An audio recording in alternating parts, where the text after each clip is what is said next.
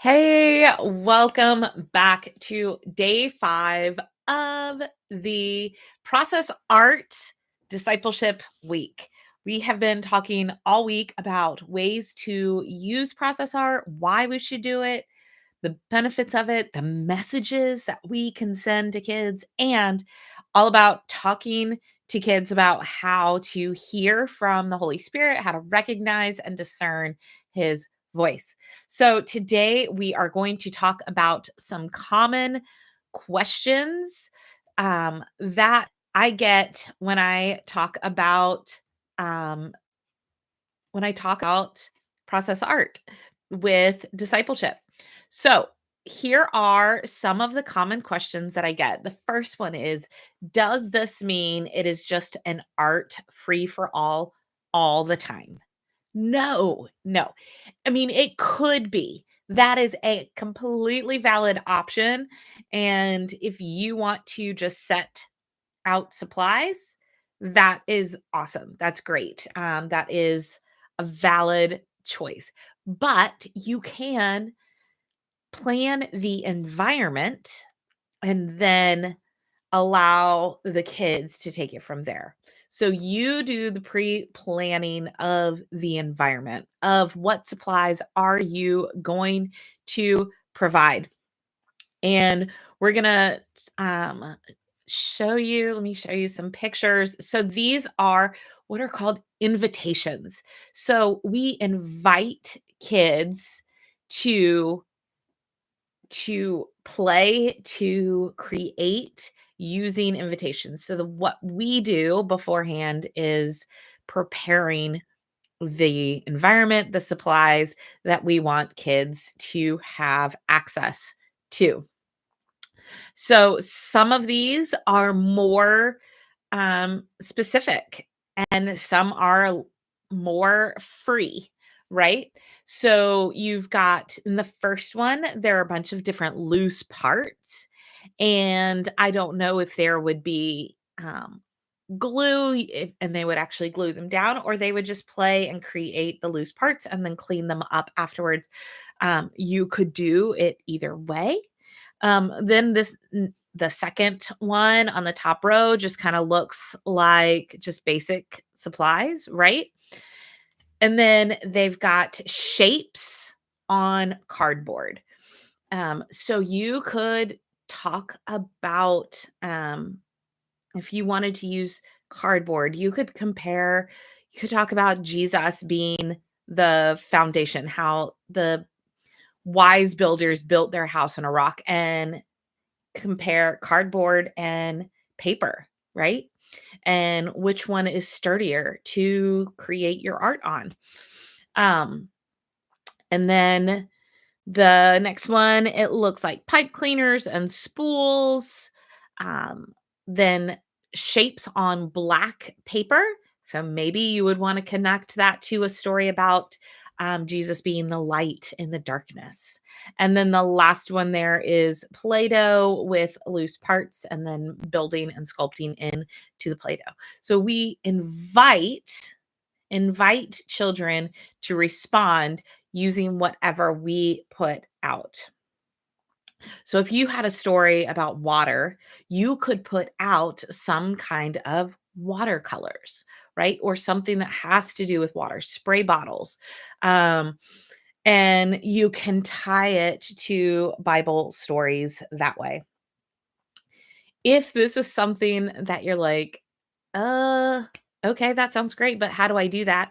We are going to talk about a few process art ideas, but I also, earlier this week, I mentioned my membership.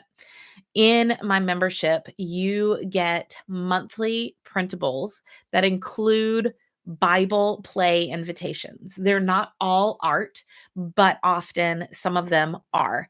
And so it takes a Bible story and then pairs it with an invitation and prompts you on how to talk, like a question you may want to ask.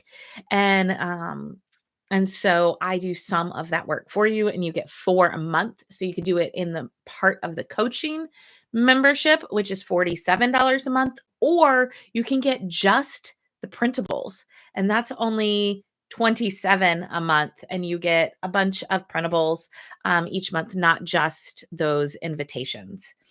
Um, so then the next question I often get is, how long does it take for kids to be able to do this? And we talked about this a little bit earlier this week. I think it was on Wednesday, um, on what to do if kids aren't responding confidently to this.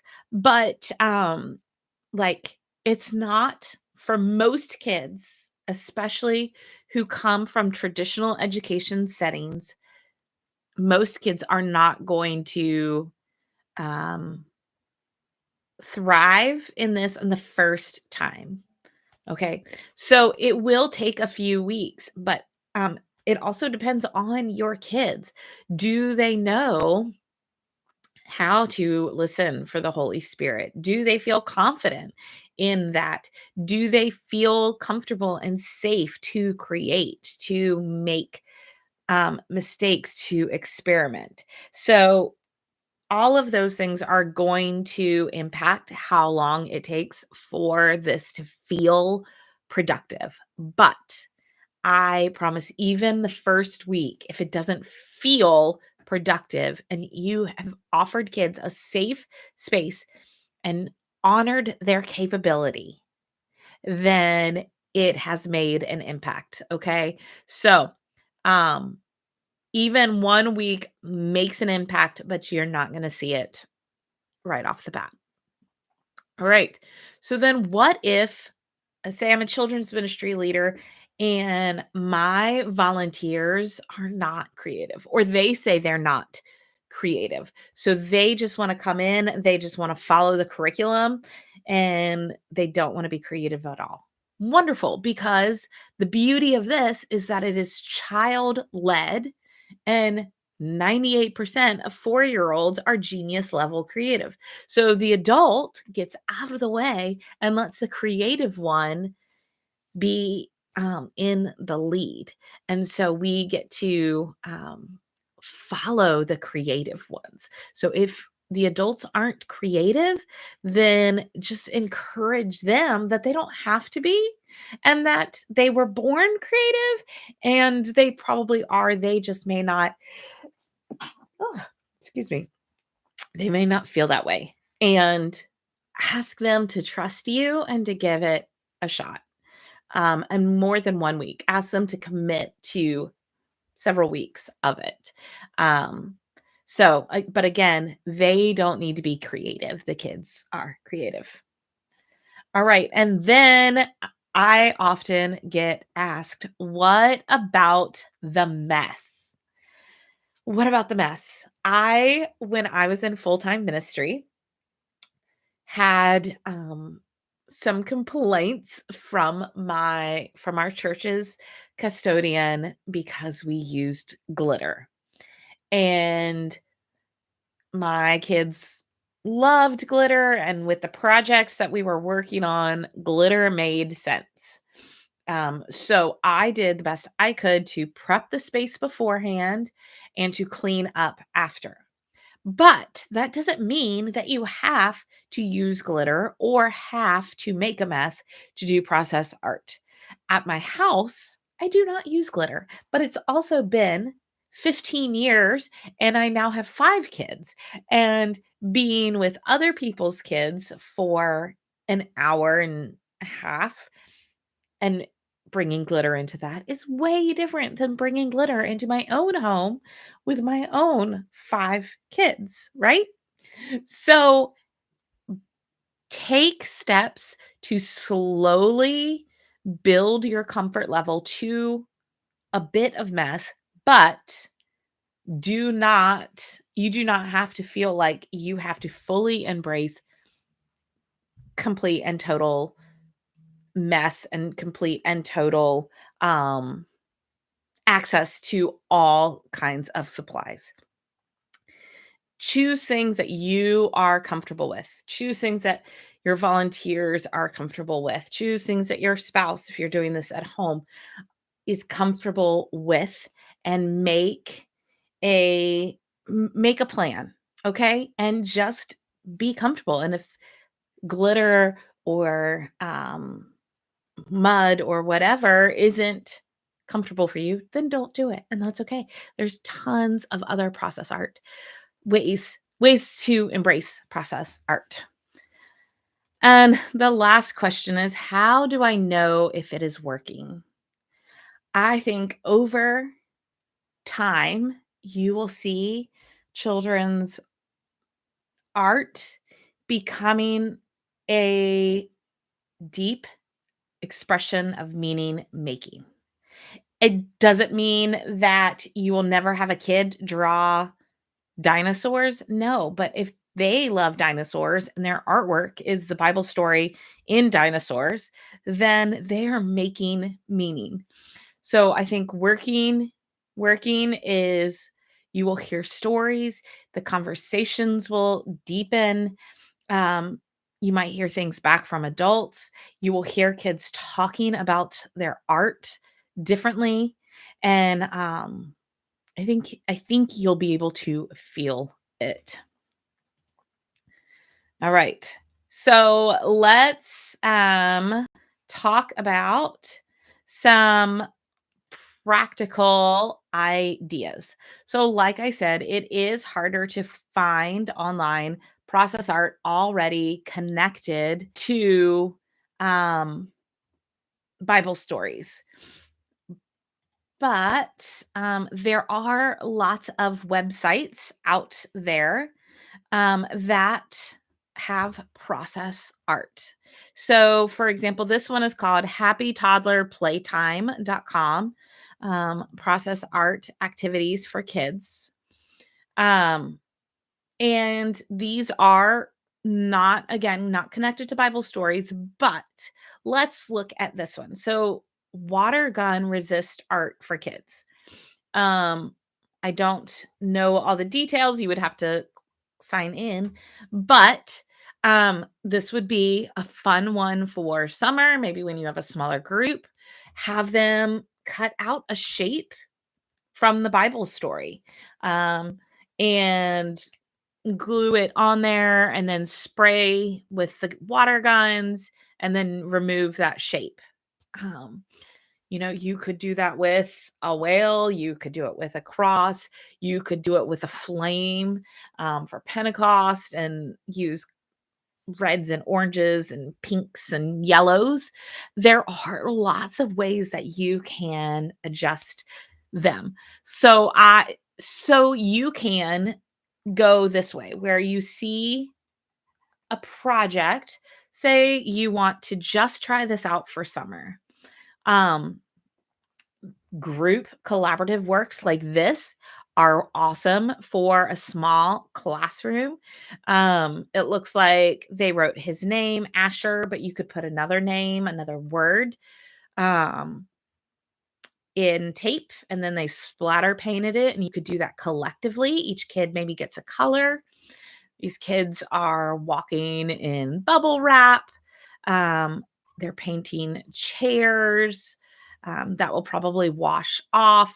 Um, Painting with, is that spinach and pool noodles? Um, Vertical painting, again, bubbles. So you could find an art activity that you like and then find a Bible story that it speaks to you, or hear that like they made their own paintbrushes. So you could do something like this where you have kids make their own paintbrushes and then you use purple paints and you talk about Lydia. Or you could do fabrics, just purple fabrics, and do collages with them for Lydia. So it looks like this is just repeating now. But there are, and then another one of my favorites is wonderled.com, and that's wonder with a U instead of an O. She has, these are just play invitations. So not all of them are art, but building. What if you were talking about the wall of Jericho and you brought in a ton of construction or cardboard to construct, and then you march around and knock it down. Exploring fear through drawing, discovering body geometry through shadows. What if you talked about identity, right? And rocks, I mean, how many stories do we have of with rocks in the Bible, making faces with loose parts, collages, clay, all sorts of different things. This is they used candles to do resist art. Um, and so there's just a ton. So you can go either way. You could start with the art and add a Bible story, or you could start with a Bible story and go the other way and then find art from there. But I think, I think the possibilities are endless.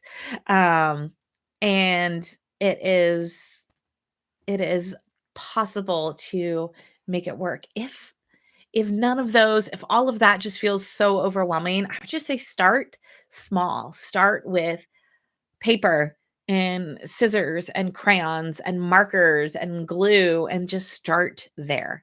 Start small. Um, so play invitations can be simple like that, or they could be elaborate, like some of the ones that I just showed you from those websites. However, I want to encourage you not to show too many examples so that kids can, you can like demonstrate how something works, but then allow kids to decide what it's supposed to look like themselves. And be sure you ask non-judgmental questions and comments. So, not I love that, because then you make it about you. Say, oh, I noticed you used blue. Can you tell me about that? Or I notice this. But saying things about, I like how you did this, makes it about you and not about the child. And then follow their feelings and thoughts about it. If they're frustrated, like, don't try to convince them that it's good. Honor that they're frustrated with how it turned out. So, I think that is kind of all that I have to share for today. Again, thank you for joining. And if you are interested in learning more about either the coaching and printables membership, or just the printables membership, which is a great option for churches, let me know. You can send me an email through the email in the description. I will also put links to both of those memberships. And then coming in the fall will be a membership with coaching and consulting and and community for children's ministry leaders, just for you. So coming in the fall, once all my kids are in school, and I can share a little bit more of my time. So know those things are coming. Check out the memberships. The links are in the description, and have a great day. Please feel free to email me with any questions or leave them in the comments. Bye.